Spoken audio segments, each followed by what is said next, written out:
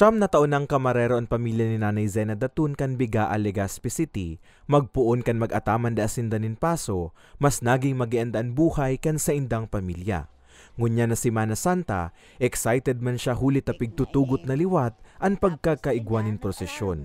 Katunayan, sibot sinda ngunyan sa pagsamno sa karosa, asin pagpreparar kan susuluto na gubing kang ataman nindang paso na si Santa Marta nakabali sa ipoprosesyon alas 6 ngunya na banggi.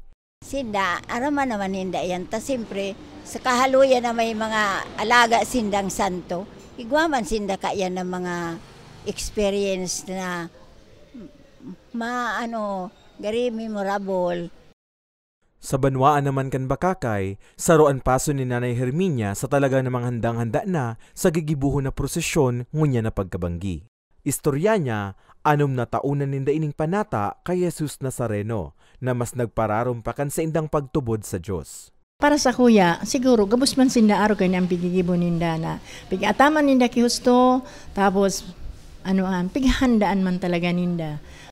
Apwera sa kasaributan sa prosesyon, ang mga paratindanin kandida sa parehong banwaan, wala tuo naman. Saro na dyan si Nanay Elsa. Dapat talaga sa prosesyon may darang kandila, tayo ang garong simbolo kan, so liwanag kan baga, pag kay Isos.